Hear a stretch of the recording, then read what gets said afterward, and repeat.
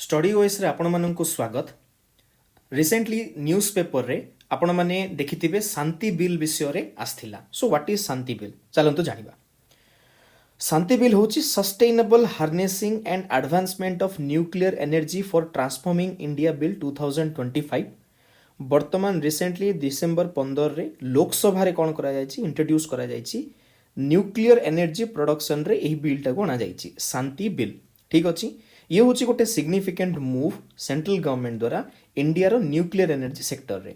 जदि वर्तमान देखिबा भारत रे न्यूक्लियर एनर्जी 3% योगदान दउछि एनर्जी सेक्टर रे। तार सही सेक्टर रे प्राइवेट सेक्टर रो भूमिका को बढ़ाइबा पई एही बिल टी आछि।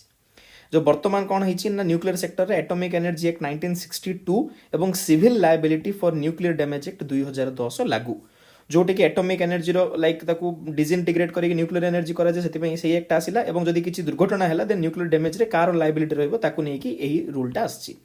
सो वर्तमान ये शांति बिल अनुसार प्राइवेट ऑपरेटर माननकु फॉरेन ऑपरेटर नै इंडिया रो प्राइवेट ऑपरेटर माननकु न्यूक्लियर फैसिलिटी को ऑपरेट करबा पई परमिशन दिया जिवो।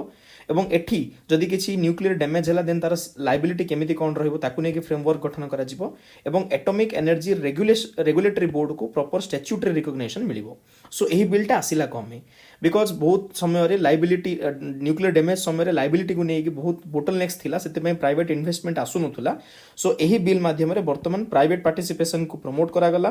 ता सहित 2047 रे 100 वर्ष हमर इंडिपेंडेंस रो पूर्ण हबो। से समय रे 100 गीगावाट न्यूक्लियर पावर कैपेसिटी बनैबार लक्ष्य नै कि हम गोटे विकसित भारत रो गोटे टारगेट करा जायछि, जोटा को हम एनर्जी टारगेट को फुलफिल करबो। एवं जहां भी किछि इन्वेस्टमेंट बोटलनेक्स थिला एवं न्यूक्लियर लायबिलिटी को नै कि जहां भी किछि इशू थिला एही बिल रे ताकू मध्य कैटर करा जायछि।